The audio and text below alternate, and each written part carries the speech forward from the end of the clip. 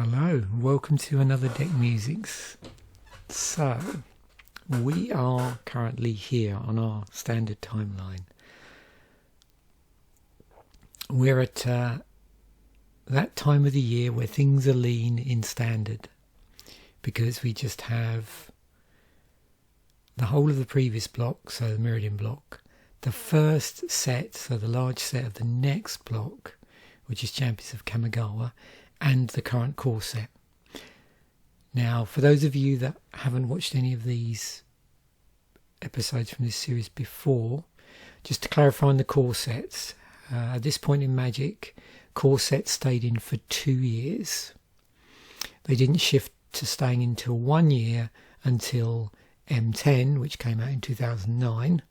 So the last core set that ran for 2 years would have been 10th edition. So there was 10th edition, which was a 2-year core set, and then M10, which then switched to 1 year. Also, just to clarify, at this point core sets were all reprints. And then when we got to M10, it went over to being 50-50. 50% core set, 50% reprints, 50% new cards. So what you'll notice as I'm going through and doing this is there's a sort of pattern starting to emerge on this when I particularly when I get to this point, and I'll sort of explain why again if you haven't seen previous episodes or haven't seen enough of the previous episodes. So in addition to for this series using the standard timeline as a sort of framework to grab the decks, I also in parallel use basically the Pro Tour season framework as well. So that gives me a good idea of what decks to talk about, because I'm more likely to find information about decks that were involved in high level tournament play. They're more likely to be documented. So I tend to stick with particularly Pro Tour, Grand Prix and World Championship. Now the only problem with this, if you're familiar with the seasons, is that the first set of the block, when they release that, occurs in a part of the season where they're doing drafting. So what you tend to find is with the Pro Tours, you'll notice that, well, one weird thing is that this was back when they had extended format. So I believe there was at least one Pro Tour where they did extended, and this was the time of year, if I'm correct, that they did that. That's when that tended to happen. So here, Pro Tour Columbus, you can see we've got sort of on the cusp here. This was released on the 20th.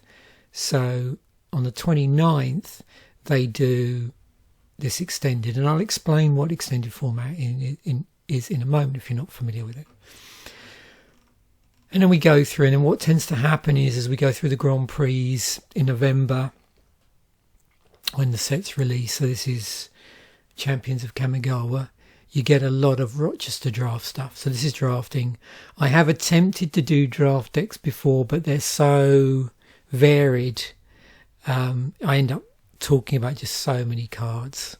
So I decided, not to pick events that have generally limited or draft formats in them, apart from the earlier episodes I did where I sort of attempted that. Interestingly enough, you'll notice they're using the term Rochester draft here and not booster draft. Pro Tour Nagoya was the last Pro Tour where they employed Rochester draft, apparently. Again, according to Wikipedia. And I'll show you exactly in a moment what Rochester draft is. We'll look at the article. Again, I'll include appropriate links in the description to that are connected with this video. Also, my episode from the series of set musings that I did about Champions of Kamigawa as well, so you can get a nice overview of the set. So you can see we've got Rochester draft, Champions of Kamigawa, and then we've got a whole load of extended stuff in February as well. Then Pro Tour Atlanta. So we'll be talking about Pro Tour Atlanta next week. You can see we've got Betrayers coming and we're into block, and you know how much I like block sealed. So yeah, so what I normally do on this is, for these episodes, I tend to cover an event deck. Not an event, what do I call it? An event deck, sorry, a theme deck. I always say that. I mean theme deck. So I cover a theme deck. And I'm particularly looking forward to this. And the nice thing with theme decks is sometimes you get to cover a sort of meta that you might not come across, or maybe a theme that we wouldn't necessarily see if we just stuck to me just trying to find some obscure standard deck from the time that was maybe played in some lead into a GP or something like that, some other event. So just to clarify, extended, it was known as Type 1.x, and it had, by its name you can tell it went beyond standard. It used the typical construction rules. It was retired in 2013, and that was because modern gained popularity. There were lots of different formats. They were, I think, experimenting around the time that they probably were thinking about getting rid of extended, and modern was the one that rose up. So at the time the format was retired, you had Zendikar block in there, Magic 2011, Scars of Mirrodin block 2012, so all the core sets are in there. And if we scroll through the article, you'll see it roughly equates to, I think, 3 years of core sets and expansion sets. So yeah, 3 years. So core sets, expansion sets, and all the promotional cards that were never printed in the set. That's when it was founded. And several blocks rotated out every 2 to 3 years. And what's interesting here is you can sort of see the previous rotations, what it looked like going back up to 2011. And you can see there was a little bit of changing around.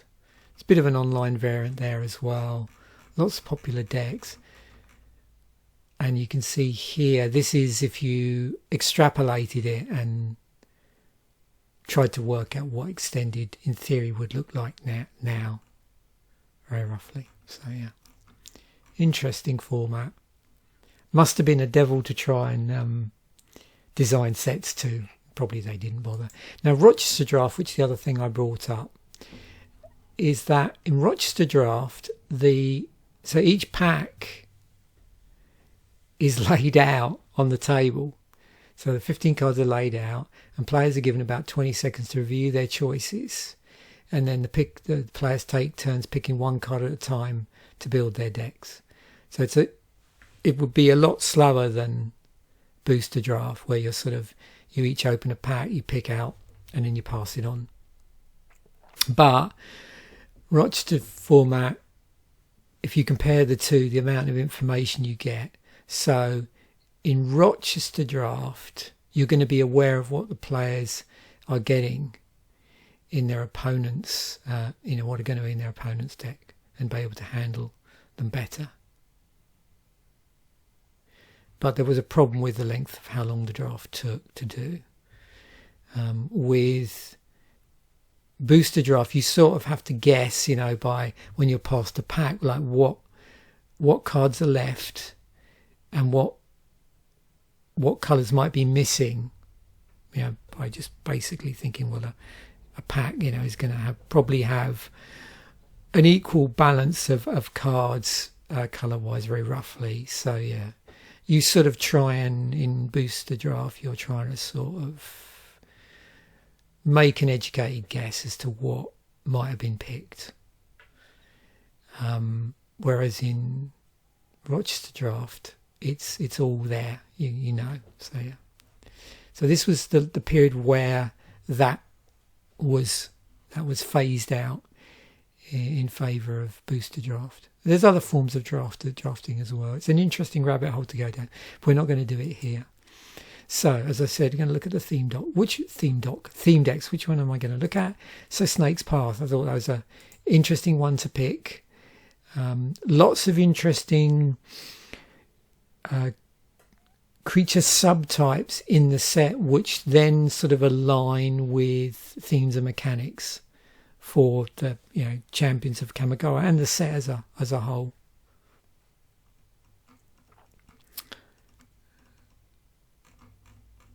Obviously, in these sort of decks, because they, the variance is going to be a thing and a required thing. One, just makes the deck more interesting over time, because you're going to, have slightly different matches each time. But also, of course, it encourages you to go and go out and get hold of other copies of stuff. So basically, open more product. It's a mono green deck, so let's have a look at it in maybe a better way of doing this. Interesting cards in here, a lot of stuff to make you smile. So we'll start off with the artifacts. So we've got Orochi Hatchery, which is XX. When it comes into play with X charge counters on it, and 5 tap it, put a 1/1 green snake creature token into play for each charge counter on Orochi Hatchery. So that will give you a clue as to possibly what creatures you might see in here. We've got Hankyu. I'm going to have to apologise. I'll probably be mangling lots of words here. 1 to cast artifact equipment. Equipped creature has tap, put an aim counter on Hankyu. And tap, remove this aim counter from Hankyu. This creature deals damage to target creature or player equal to the number of aim counters removed. Equipped for 4. We've got Sensei's Divining Top in here. Single copy of that. Now currently at $27. And so 1 tap, 1, you don't have to tap it actually. 1, look at the top 3 cards of your library, then put them back in any order. Tap, draw a card, then put Sensei's Divining Top on top of its owner's library. And you've got Junkyo Bell, 4 to cast. It's an artifact at the beginning of your upkeep. You may have target creature you control get +X/+X until end of turn, where X is the number of creatures you control. If you do, sacrifice that creature at the end of turn. 24 creatures in the deck. A number of these you may well recognise. So we got 3 Orochi Leafcallers, single green to cast. You can see I've got this laid out on a curve, which is how I tend to prefer to do this. Tap, add 1 mana. Oh, sorry. Oh, dear me. I'm very muddled up this morning. Sorry, green, add 1 mana of any colour to your mana pool. So it filters green into mana of any colour. It's a 1/1. You've got Orochi Ranger, 1 and a green, 2/1, and whenever it deals combat damage to a creature, tap that creature and it doesn't untap during its controller's next untap step. Orochi Sustainer, 1 and a green. Yeah, this is the one that you tap, add green to your mana pool. It's a 1/2. Sakura-Tribe Elder. Probably recognise this one if you play a lot of command, a lot of EDH. In green, 1 and a green, it's a 1/1. You can sack it and you can search your library for a basic land card, put that card into play, tap, then shuffle your library. There's 3 Matsu-Tribe Decoys, 3 and a green. It's a 1/3 Snake Warrior. It's got 2 and a green. Target creature blocks Matsu-Tribe Decoy this turn if able. And whenever Matsu-Tribe Decoy deals combat damage to a creature, tap that creature and it doesn't untap during its controller's next untap step. You also have these cards which are interesting. So this is Orochi Eggwatcher. It's 2 and a green. And for 2 and a green, you can tap it, put a 1/1 green creature, snake creature token into play. If you control 10 or more creatures, you flip it. And it flips into Shidoku Brood mistress. I think that is, yeah. Getting a lot worse at reading stuff upside down now as well. Interesting. Single green, sacrifice a creature. Target creature gets +3/+3 until end of turn, and it's a 3/3. You'll notice as well, this is a legendary creature. The set symbol's down here, and it's at uncommon. So you'll notice a number of legendary creatures in the set at uncommon, and as a consequence, there's a lot more legendary creatures in the set.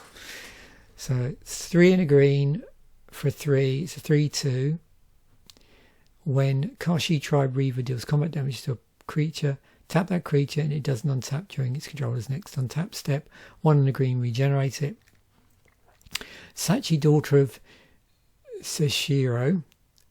2 and 2 green, 1/3, legendary creature, snake shaman. Other snakes you control get +0/+1. Shamans you control have tap, add green to your mana pool. Or shamans, I suppose that is. Sosuke, or son of Seshiro.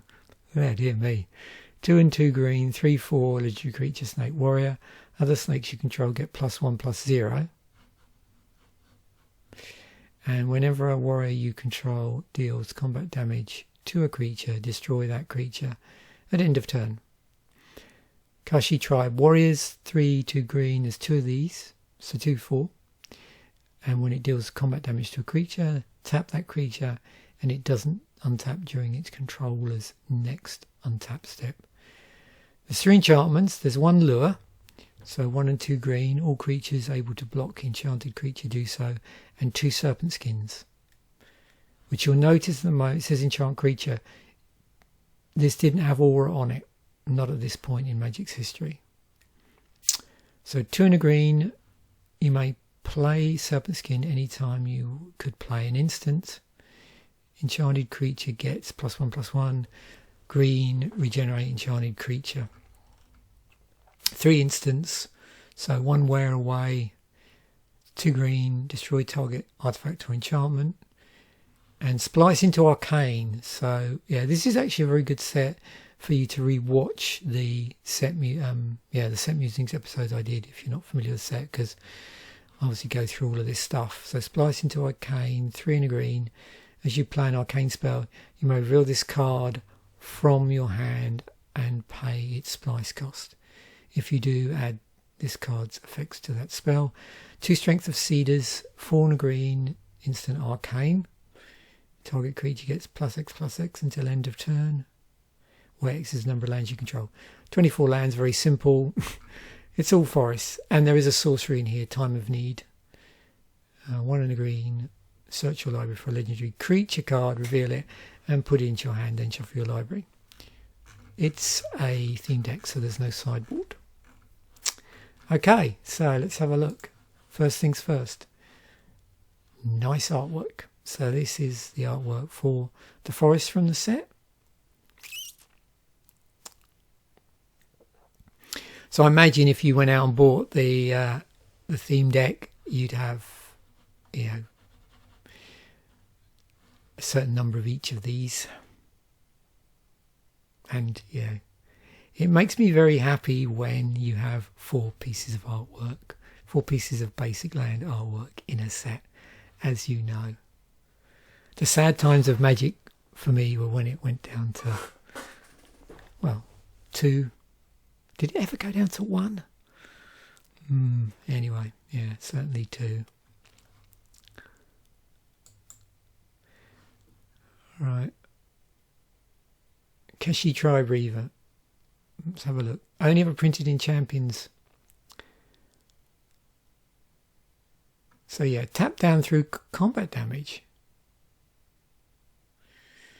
So if you face off to this in combat, it'll do combat damage as usual. It doesn't not do combat damage like some, you look at some cards in Magic's history, sometimes if certain effects, it also switches off. You have a choice. With this one, it does combat damage. And you get down to tap the creature down. It did combat damage too, and it doesn't untap during its controller's next untap step. So, you know, it's like a step down from what? Death Touch, I suppose? It's 3-2. And for 1 and a green, you get to regenerate it. If you so desire. So let's see how this is tagged up. Ah, there we go. Freeze creature. And it has this Orochi ability as well. So we'll have a look at that. See what that is. Tap a creature, pretty straightforward. It's just, like I said, you know, it's different ways this manifests itself on creatures in Magic. Yeah, so see what this says. 131 freeze creature cards. So let us. Well, I have seen it before, obviously, but I just don't remember. That's funny. Probably last week, knowing me. Yeah. I have a busy brain. I've got a lot on. Oh, Joven's Ferrets, yes. Who doesn't remember Joven's Ferrets? Single green, 1/1. If declared as an attacker, Joven's Ferrets gets +0/+2 until end of turn. At the end of combat, tap any creatures that block Joven's Ferrets. Those creatures do not untap during the controller's next untap phase. Oh, yeah. So I suppose we should be a bit more picky here, shouldn't we?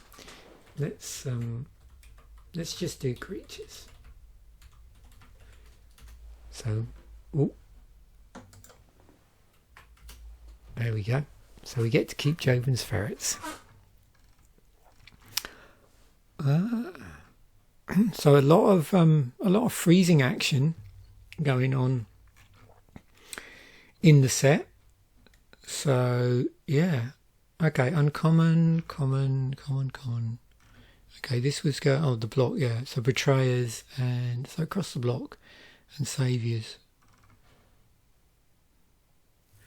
Yeah, so just common and uncommon. Oh, Wall of Frost. Oh, that's right. Yeah, the core Hookmaster, of course.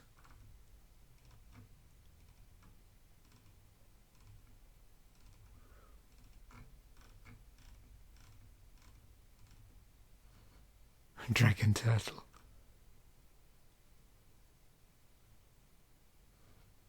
Oh, cool. Cold Breath, right. Drag Below. Ah. Confounding Clouds, right.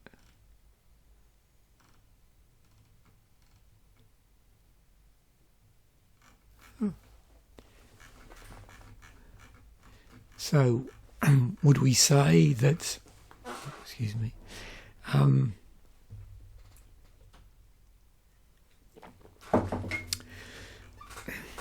yeah, so seems to have certainly become more of a blue thing, don't you think? But very much here, yeah, in green. So let's look at that other thing. And the thing being the Orochi ability. Oh, freezes creatures with combat damage. Okay. Oh, I see. So if let me just look at that again.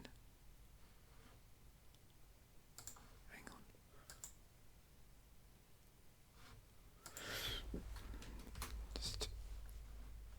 Let's just wind back here. So what's the difference here? Oh, okay, so yeah, so here it is specifically dealing damage. Here it's just either when it enters the battlefield or, yeah, so a lot of this is ETB. I'm just looking to see if it's anything else. Okay, now that... So freezing can be, yeah, anything like that. So you can see here, it's when it blocks a creature. These ones are all combat damage, but there's a whole load here that it's on an ETB. So if we just look at the, go back a bit.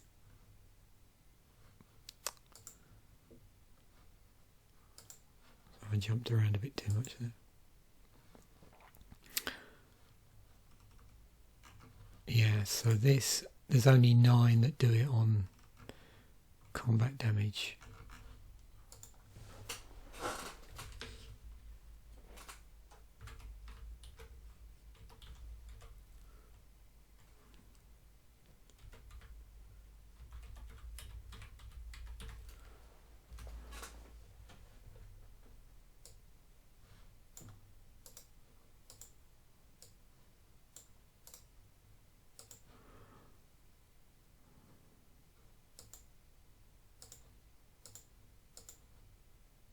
Better.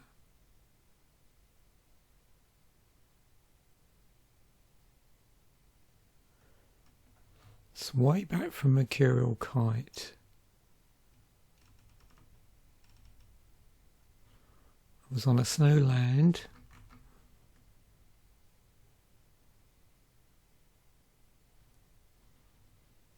Oh, because it became a creature.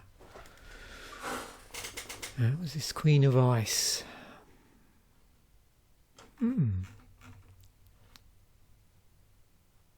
So the first time it appeared was on Mercurial Kite.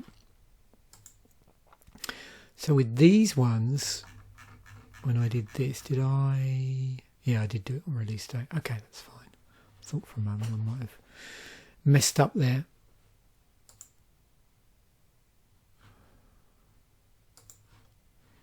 I mean, if you're just looking at tapper creatures, then there's obviously a lot more than that. Stuff that just taps down, which is much broader than it. Okay, Kashi-Tribe Warriors, another champions only card.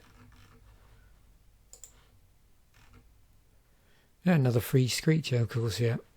So, yeah, all 3 categories there.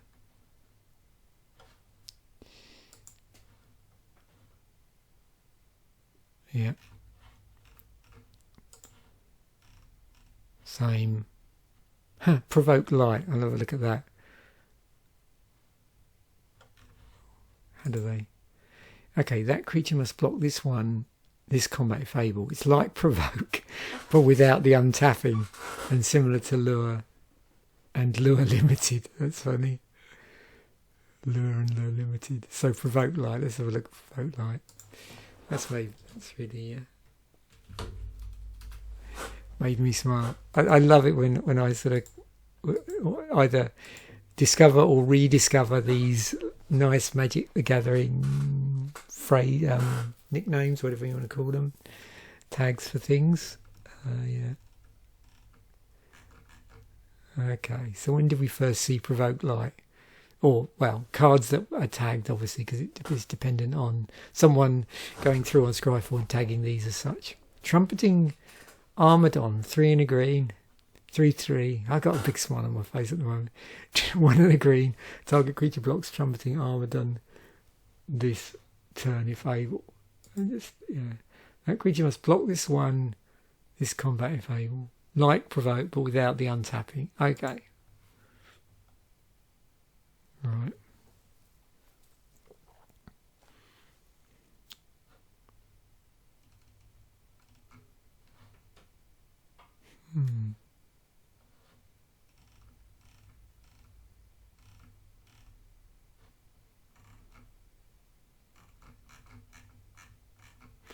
There you go. If you're thinking of building a Provoke Light deck, those are your choices. Okay. Orochi Eggwatcher. Control 10 or more creatures. Okay.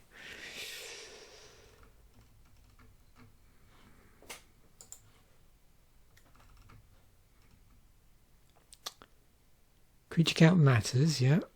Cycle of... Okay. Uncommon flip cards from the set. Repeatable token generators. Yeah. Just going to flip back to something because I'm now a little bit curious about something. I don't know if I kept it up. I may have closed it. Oh no, here we go. I'm just interested. I don't think I explained the strategy here, and that coming up there, seeing lots of tokens. I'm assuming it's just the classic sort of,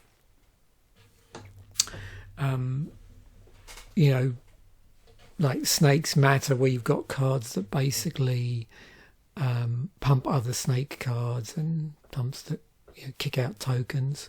So it's very much along the lines of any one of those types of decks where you've got a particular creature subtype that is the synergies play to, but it's also generating tokens. Yeah. Oh, here they're calling it stun, interestingly enough. Okay. So there they call it stun. Yeah, coming from mana. Yeah, okay. So yeah. And there's the normal suggestions. Okay, so basically snake synergies and spitting out tokens. Right, back to here. So creature count matters, 174 taggings. Yeah. So yeah, we've seen this a lot. You see this a lot where it's like, okay, how many creatures you control, scaling stuff like that off of that. Also with, again, not threshold the effect, but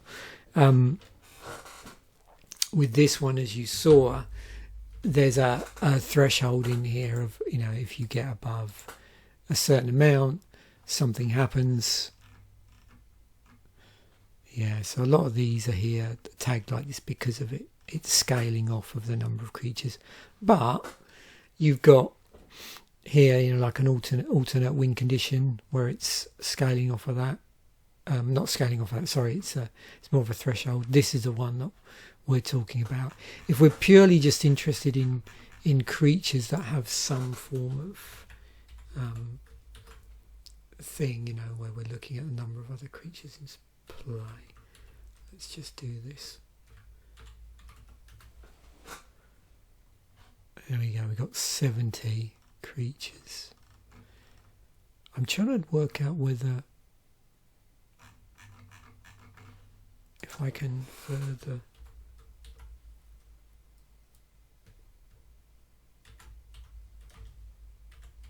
or more. I wonder if that works. Okay. Yeah, okay. I think if I just did more there, so I don't need them there, but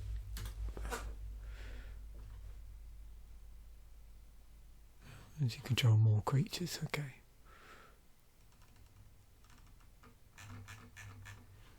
And then, as we saw that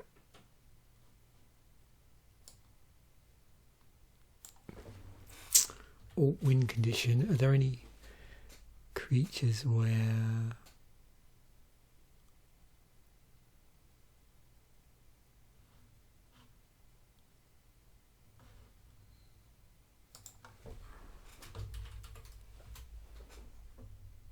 think that wasn't a creature, was it?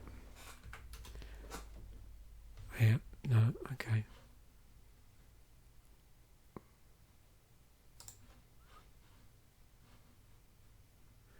What else? So yeah, the cycle, these are the common flip cards. Looks like some have been, well, say some. Looks like one has been reprinted. This one.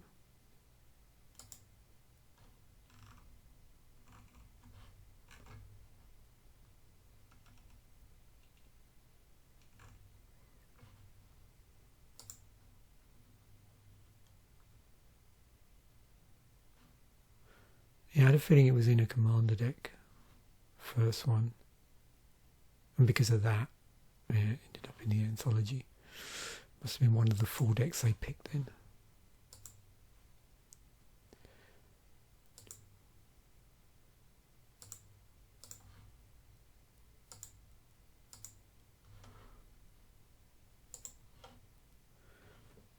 Yeah, there's loads of repeatable token generators, so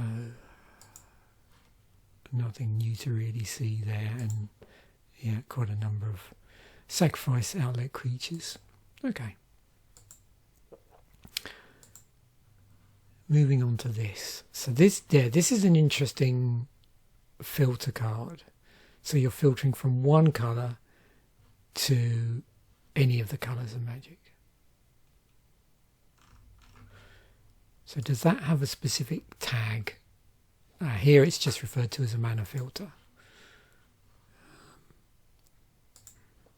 And I used to be quite interested. So you see it on early lands like these ones from Homelands, which I think we have seen before. Let me just do this. I just want to see when it first started appearing. So yeah, things like Celestial Prism, you put in 2 of any colour and you get out 1 mana of any colour. You get cards like this as well. And then yeah, I remember this, or remember, I wasn't playing around here, but when I opened Fallen Empires, yeah, I remember seeing this type of card. So for generating black mana. Oh yeah, these here.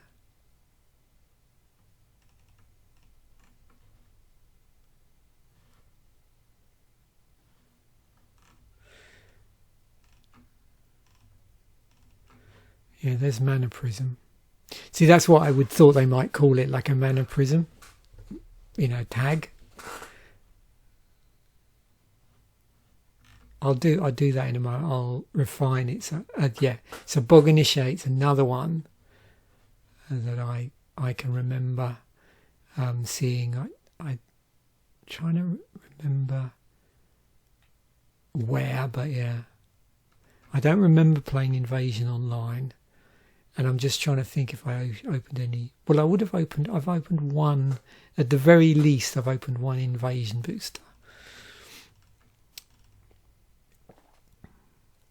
Like physically. Oh, and of course, Mana Psych, Silex, so this sort of stuff.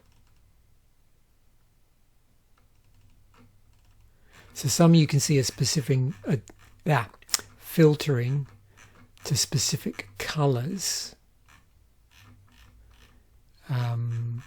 Now what we could do is this. So if I look for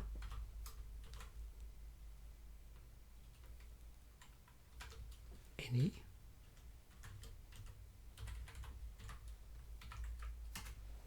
what happens then?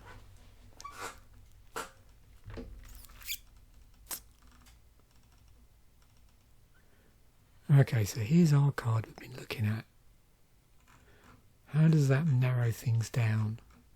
So 60 cards now. So yeah, that's. So here's the one from. This is from Alliances.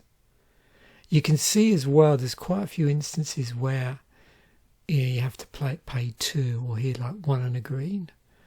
Nomadic Elf. I'm just curious as to how many of these also have to be tapped. So these lands do. The artifacts.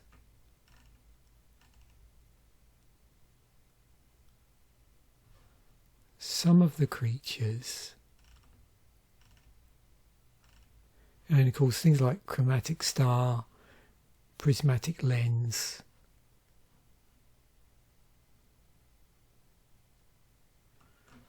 Shimmering Grotto, Prophetic Prism. There was a spate of these artifacts that did it, and these have been reprinted several times. And you got things like Prismite, but again, like you can see 2 into that. Now, again, narrowing it down a little bit more. if I was to say, not surprisingly, type creature,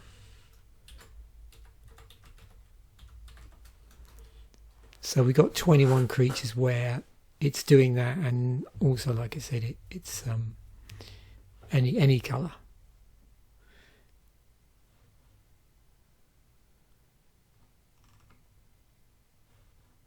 Sort of disciple there.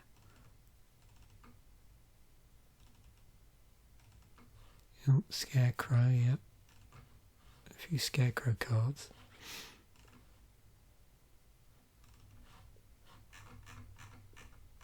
Just seeing if, again, the interesting thing with these episodes is to see if there's any particular pattern underlying all of this. I don't really see it, but seems to be here. We're seeing it on scarecrows.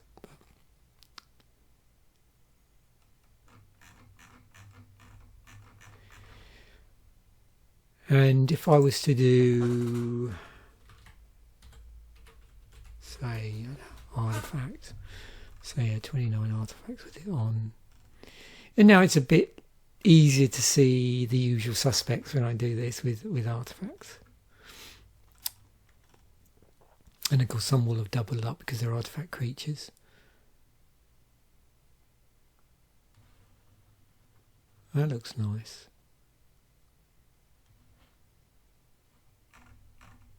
But then, you know, it's artifacts, so all artifacts look nice to me.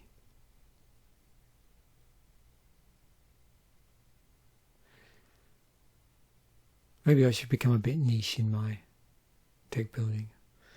Artifacts and elements only.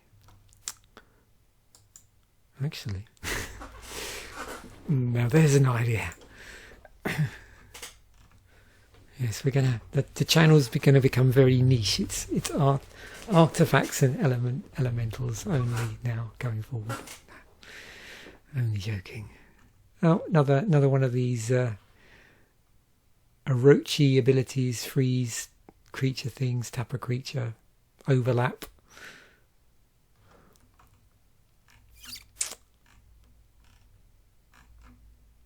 Snakes with weapons. It's a thing. What do we got here? Oh, okay. So yep, you can see it's a mana dork. Tap, add green to your mana pool. What's that? One and a green for a 1/2. That's a mana dork. Okay. So it reckons it's worse than Bramble Familiar. Well, it's got extra stuff on it. Land War Loam Speaker.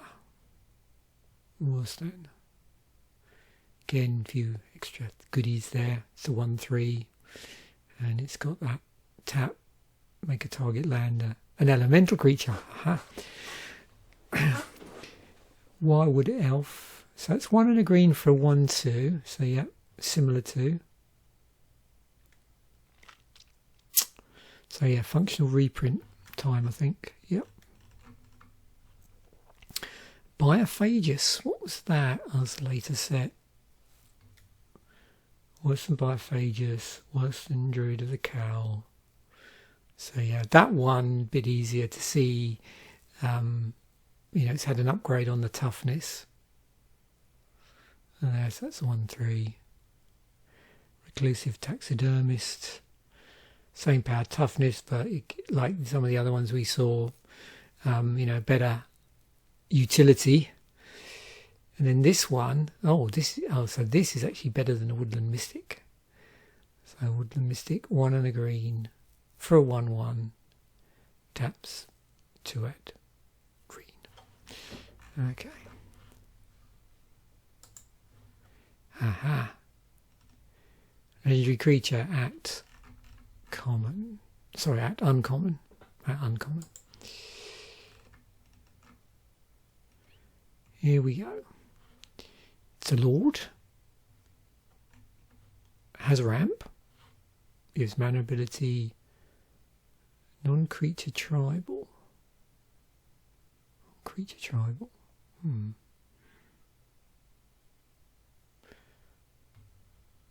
tribal coupling. It's a tribal snake. Okay. So it's a mirror of this one, which we're going to see in a moment.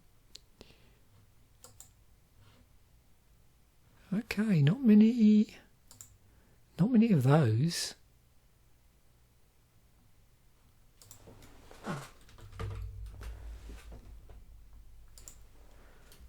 When did we first see tribal shamans? This one.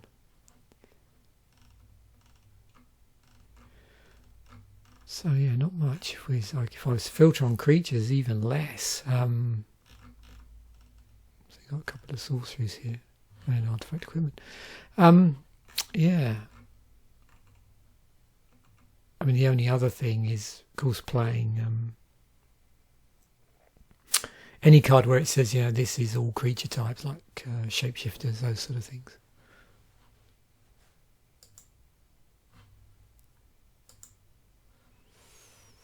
So much choice. So, yeah, we've come across this before, we must have done.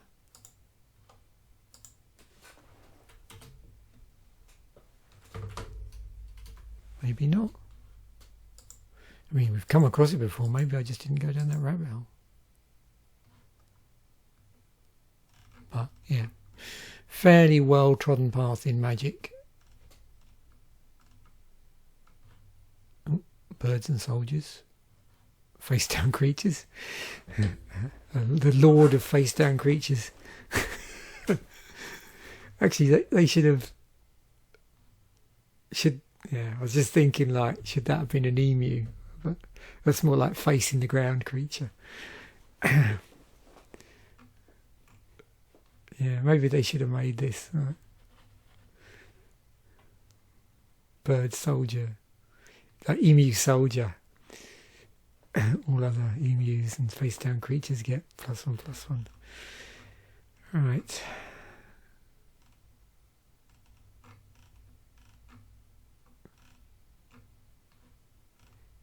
Oh yeah, of course the lieges all come under this because they're all of a certain colour of creature. Yeah, okay.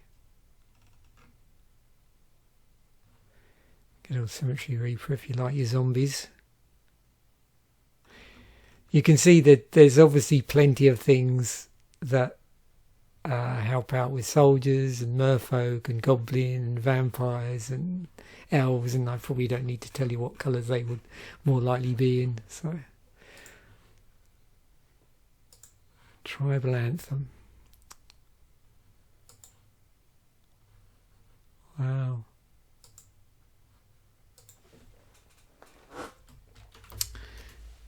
So, if you are curious about cards, as I am, that in some way care about snakes, this is what you've got, apart from obviously playing snakes themselves, but cards that actually specifically reference snakes. Oh, Blex Vexing Pest. Pest, bats, insects, snakes and spiders.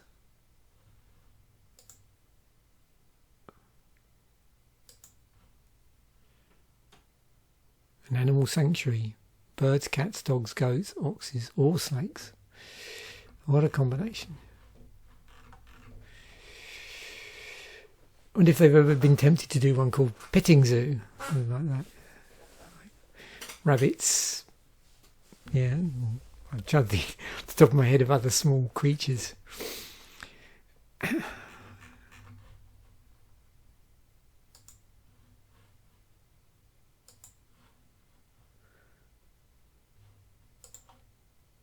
Cards that carry out creature types but not necessarily on a creature card. So they're compatible with the tribal cards from Lorwyn. Okay, now I get it. So, yeah, it's saying other snakes. It doesn't say mention them, or shamans. It doesn't mention they have to be creatures. So, yeah. It's the whole Lorwyn thing that really factored into. Right. Oh yeah, good old Sakura-Tribe Elder. So what is this tagged up as? Commonly nicknamed, it's a martyr, tutor, for basic land, tutor land to battlefield ramp, and it's basically, yeah, I suppose rampant growth on a body for 1 and a green. You get a 1/1 as well. And you sack it if you want the rampant growth ability. Let's have a look at that. Creature that sacrifices themselves for a benefit. And yeah, we have done this before. So yeah.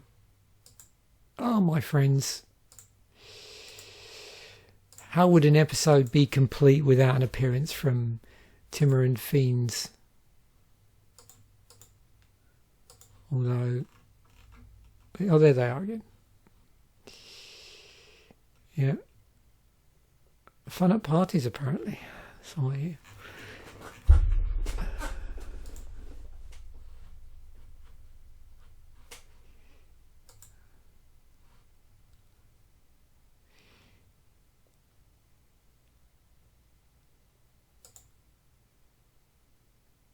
Yeah, tons of stuff that tutors the land to the battlefield, and tutors tons of stuff that tutors basic lands. And if we're curious here, I should have picked the second one, but again we have done this before. In terms of creatures that do it, like 99 creatures in Magic's history. If I look at the other one, which is land to battlefield on a creature, and I've obviously, oops, I did not want to do that. What I wanted to do is first printing, and then also type of creature.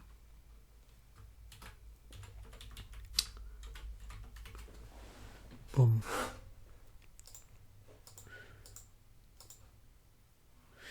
So yeah, Wood Elves from Portal.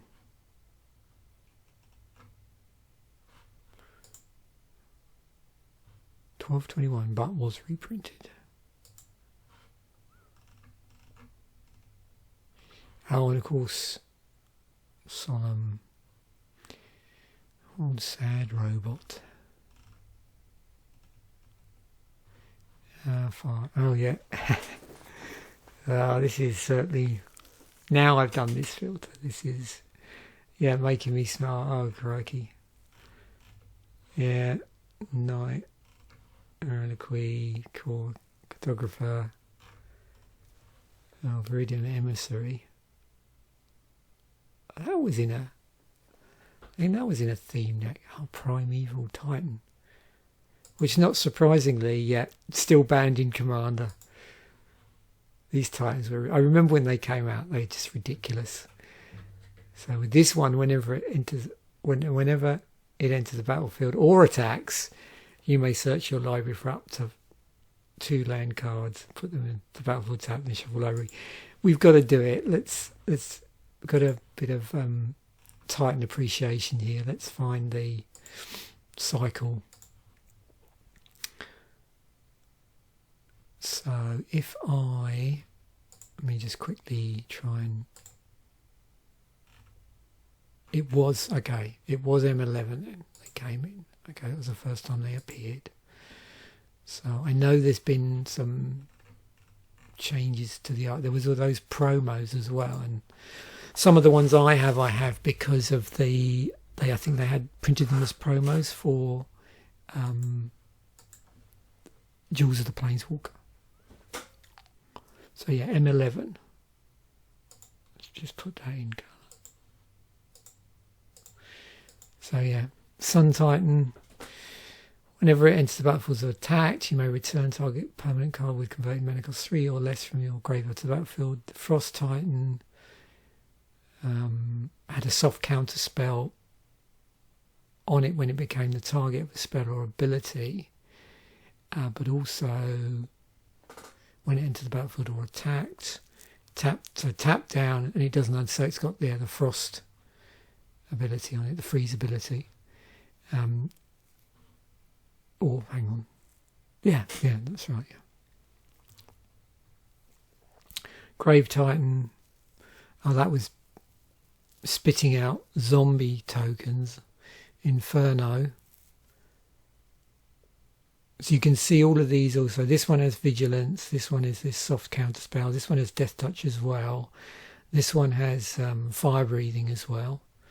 In addition to this other, that gets triggered through entering the battlefield or attacking.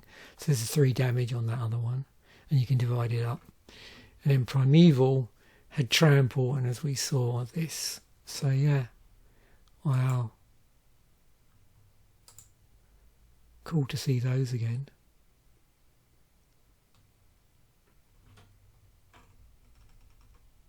Oh, there's our Marta thing. Okay, oh, there's Sosuke, so yeah, I expect to see similar things here that we saw on the other one, because it was a mirror of Sachi. It does have old damage Death Touch on here. Whenever a warrior you control deals combat damage to a creature, destroy that creature at end of combat. Okay.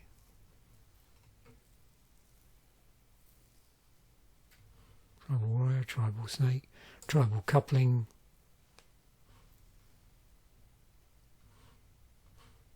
So, like, 2 things here. And with Tribal Coupling, again, where do we see that exclusively on a creature?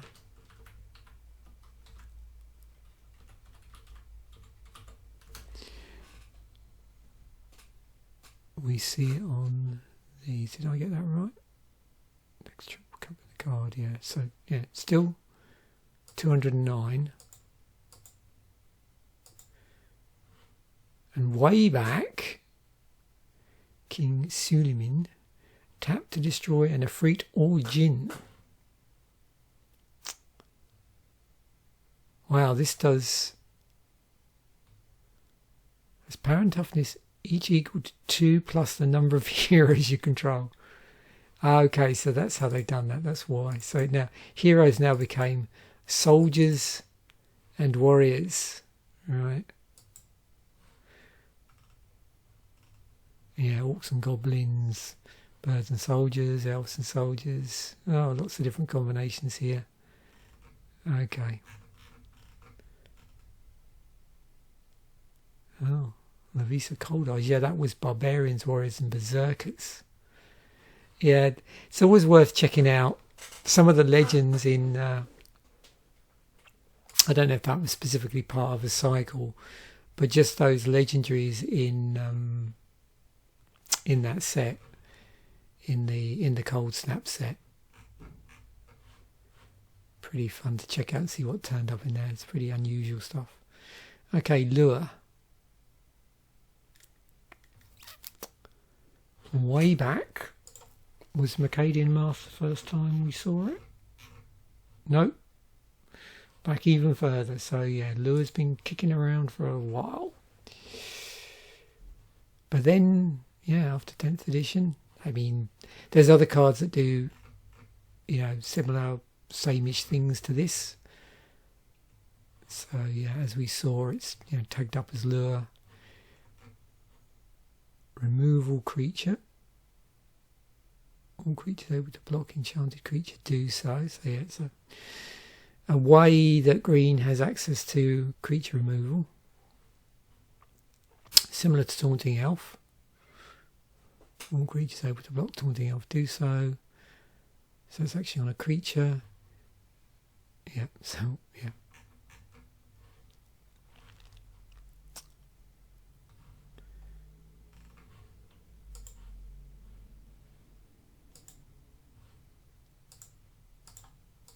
Just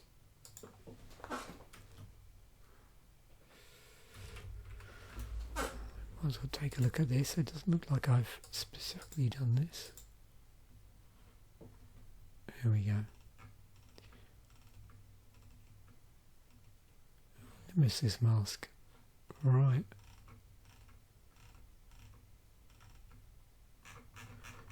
So it's interesting to be on an aura. I mean, generally, why do we see it more often than not? So we just do enchantments generally. Enchant.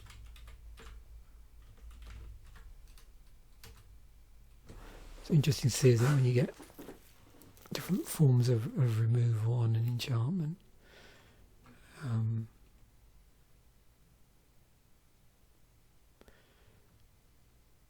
Okay. Enchantment creature there, so that's like, looks from through an enchantment lens. Did I see any artifacts there? Yep, Nemesis Mask.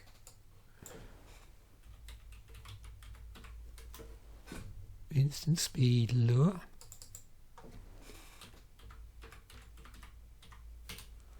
Sorcery Speed Lure.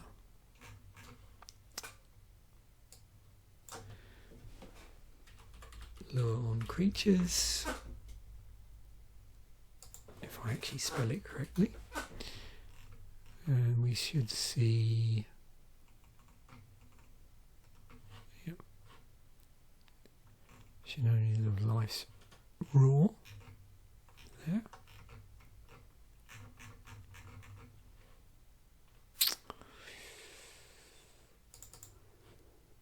Yeah, okay.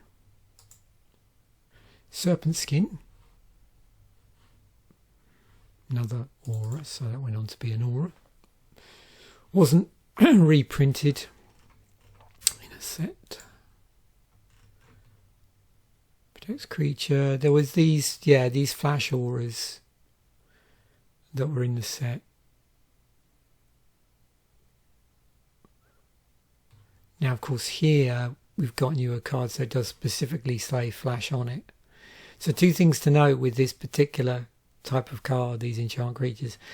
At that time, it didn't have aura as the subtype, but also flash wasn't keyworded.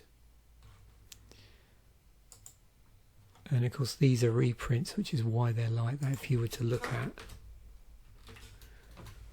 them from the point of view of being a first printing, then yeah, easy to see. Oops.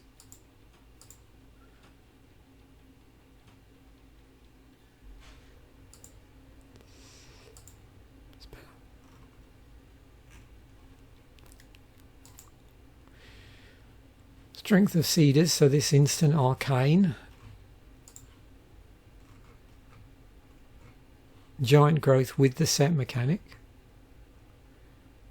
as you probably may have noticed. There's 122 cards in Magic that team up giant growth with a set mechanic in some form.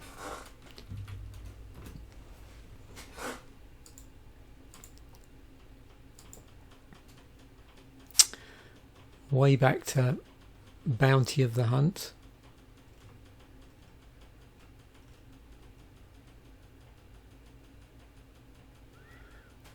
But yeah, the definition here, they're a bit loose with what the giant growth here, because you can see some of the amount of pumping is variable.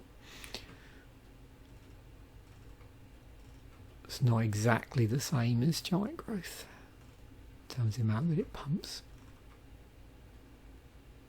Now, Vines of Vastwood, I remember this because I had that kicker on it to get access to the plus, to get access to the pump ability, and things like Groundswell. You can see it was played around a little bit around this time.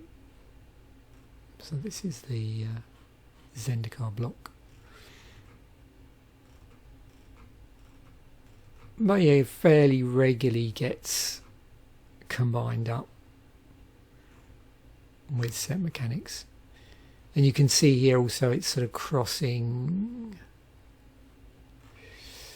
you know, into other colours, not just being in green.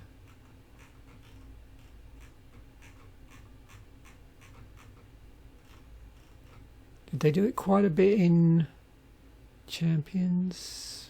So they had Kodama's Might as well. Yeah, a little bit here.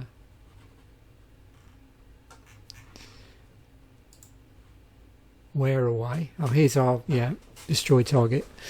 Artifact or enchantment spell. Very handy at the current point in Magic's meta, I should imagine. So yeah, similar to a naturalize. So it's 2 green, destroy target artifact or enchantment, but had this splice into arcane on it. So naturalize is 1 and a green, destroy target artifact or enchantment. Synergy with arcane, yeah, disenchant, naturalize. So I don't know if we've looked at arcane before, probably not. Any video, certainly not in the Tech Musings episodes anyway until now. So you can see, if we look through, so there's 81 cards here, but you can see how much of it is in the block. So we're still looking at the first, the champions of Kamigawa here. All of these, and we get up to Betrayers. Interesting spirit artwork. I'm certainly looking forward to the Friday artwork video. It's going to be very interesting. And with that as well, the cool thing is I've got pack openings for this set as well, so don't forget about that on the channel. Probably opened some tournament packs for this actually. Yeah. I was lucky to track down a load of tournament packs and boosters where they were printed, or just boosters for a whole load of sets from this period up to about 10th, I think, in about the 2010s, 2011s. So when they were still reasonable. I mean, there was an argument for saying, well, maybe I should have never opened them, but yeah, they were pretty reasonably priced. It's funny because I remember the time sort of balking at playing. I think there was one particular set, and I'm trying to remember what it was, that I think the packs were like $10, and I'm thinking, oh, I don't know if I want to pay this. It wasn't this set. It may have been, I don't know if it was Ravnica or something around that time. And one set was odd because I think the tournament packs were quite expensive. Normally the tournament packs were better value than buying the equivalent boosters. I don't know why, but there was one set in particular where I didn't get tournament packs for it because of the fact that buying the equivalent in boosters was cheaper. Cool. Anyway, I've digressed. Right. Sorcery. Okay. Oh yeah. Search the library for a legendary creature. Was also in Time Spiral Remastered. So synergies with legendaries. Tutor a legendary. Tutor creature. Okay, let's have a look at some of these because I don't know how much. So I'm thinking there's aren't there a few artifacts that do that? Or yeah, are more sticky to legendary creatures. Yeah, as long as it's a legendary. That one can be attached only. Yeah, look at this. Yeah, so obviously quite a number from this set, this block, that fall into that category. And we get later stuff as well. Well, that's cool. So let's look at the other ones where that's the case. So tutor for a legendary. Okay, only 6 cards that have been tagged up as such. So that looks like that started with Captain Sensei did that. There. Would that be the thing? Yeah. Okay. So not something you see very often. Tutoring legendaries. Probably just as well.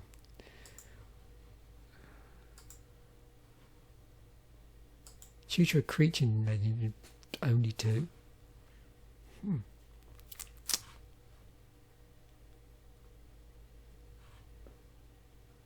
then what was the final one? Oh, Tutor's Hand. I suspect there's quite a lot of those, yeah. Okay. This must be a search already done. Yep.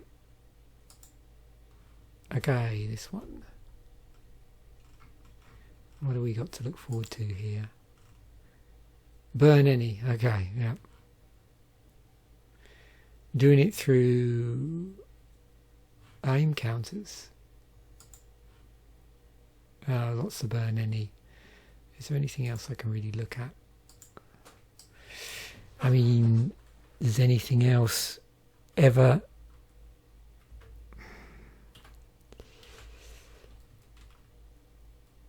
do aim counters? Oops, my mistake.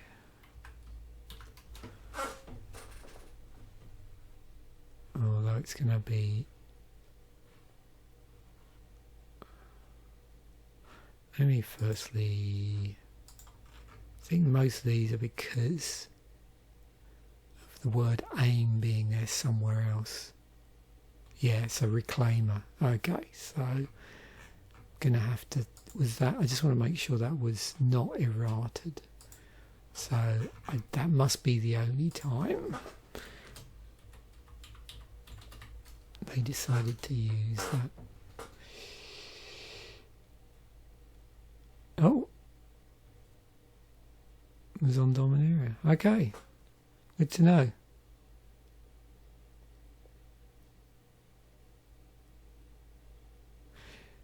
Normally, don't they put that in with a? I thought there was a category on here they had like called.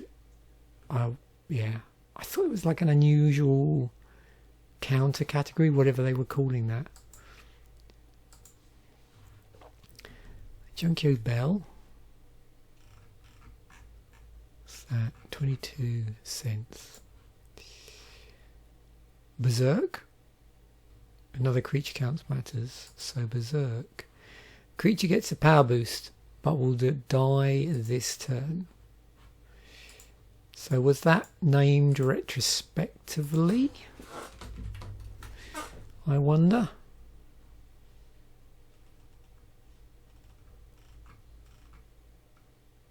Yeah.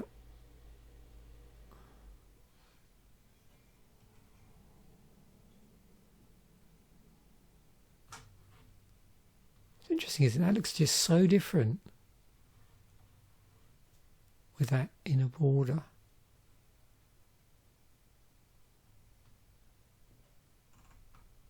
Huh.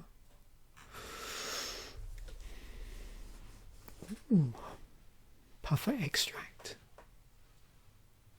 Interesting.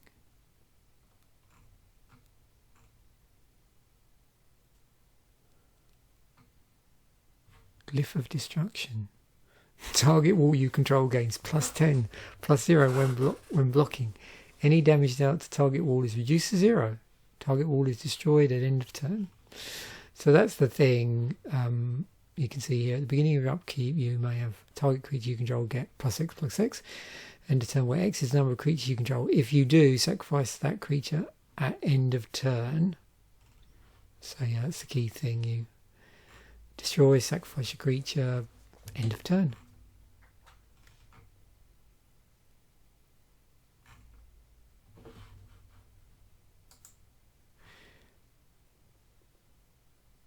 Orochi Hatchery was in Commander 2015.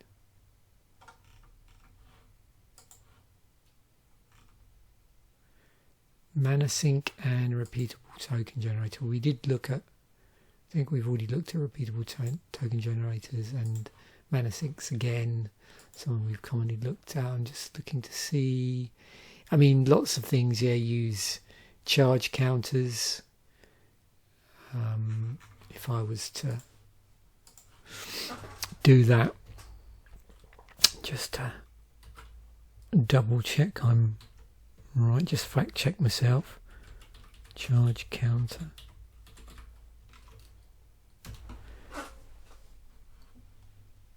Do they...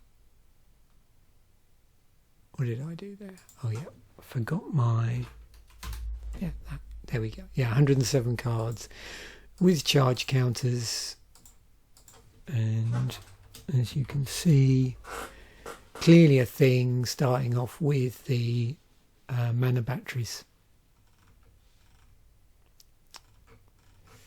and then turning up at various points. There's a big gap actually, relatively speaking, I suppose, or is gap the right word? Just a just a lack of generally, and then you get several here in our old friend Mirrodin around this time. Yeah, look, loads in the block. Yep, charge counters clearly a thing for that whole block.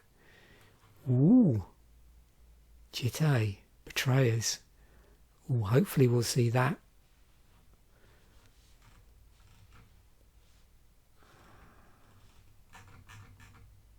Not that I'm necessarily going to do another.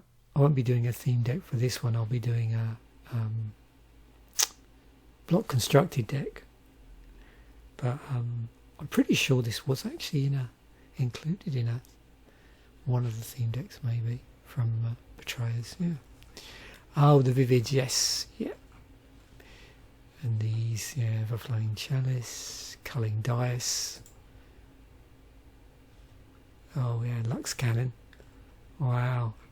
Oh, and the Trigons, of course, yeah. They use charge counters.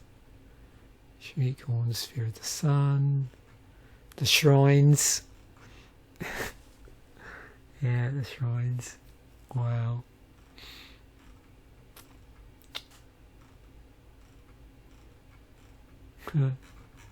Cool. Right, and then Sensei's Divining Top. Banned in Modern. Banned in Legal. Yeah, look at the top 3 cards of your library. Notice. Yeah. Not that you'd probably want to do that, but yeah. Because you're just putting them back in all different orders. I've changed my mind. Let's play again. And then tap, draw a card, then put Sensei Divining Top. So if you want to go, but you can choose not to do this, draw ability, and just, maybe if you've got something else doing it, but it does allow you to mess around with the top of your library. So that, Soothsaying, okay. Look at the top end cards of a library and rearrange them. There we go, Soothsaying. And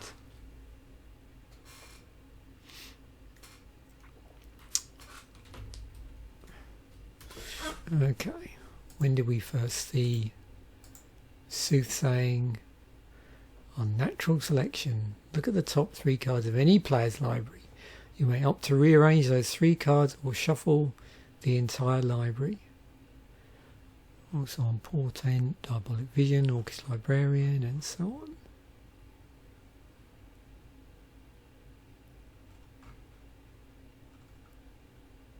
on. Oh, yeah.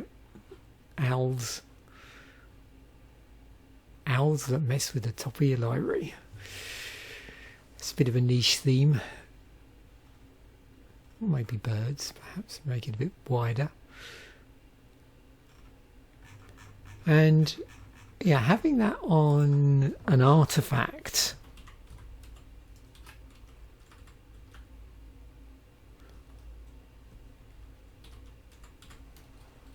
I think, yeah. Okay. Oh, okay. Interesting. So Ashnod Silix from Alliances, 2 to cast, okay. 3 tap, Target player looks at the top 3 cards of his or her library and puts one of them on top of the library. Remove the remaining 2 from the game. Oh, okay. And that's on an ETB.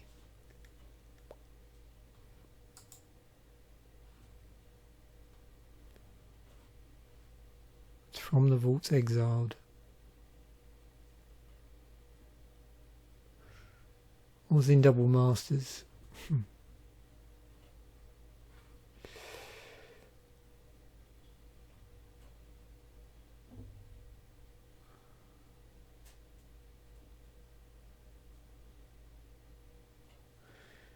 Banned in Legacy but legal in Vintage. I don't know if there's much else to say about that card. I think it speaks for itself. I will look at the Tuck Self ability. Although, yeah, of course, Approach of the Second Sun.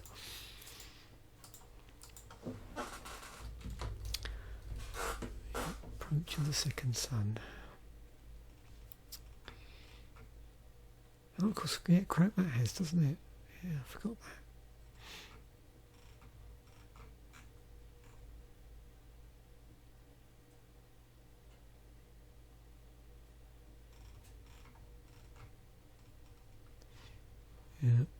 Yeah, the Zenith as well.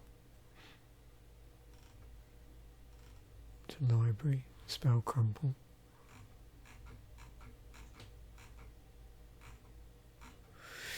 And a lot of these, they're tucking themselves with this is.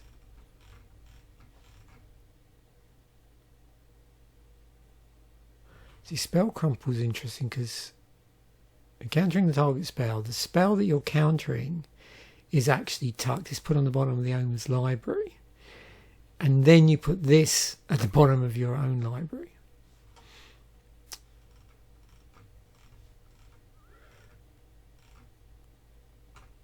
And of course the act of tucking a card, not tucking itself, but cards that tuck other cards, was obviously a big thing in Magic, and when they changed the rule about that as well. You know, the ability to tuck a commander, that was then changed. So you couldn't do that. Or you could choose not to. Because I can see an advantage in maybe, in response to being removed, going back into the command zone for Chromat, putting it on the top of your library if you wanted to avoid command attacks, maybe. So yeah. Well, that was a cool deck. That took some, went down some quite interesting, different rabbit holes there. So I'm definitely looking forward to next week with Betrayers and see what I can come up with. Hopefully I'll find a deck with Jite in it, just because. Thanks once again for watching. Bye for now, and I will catch you in a future episode.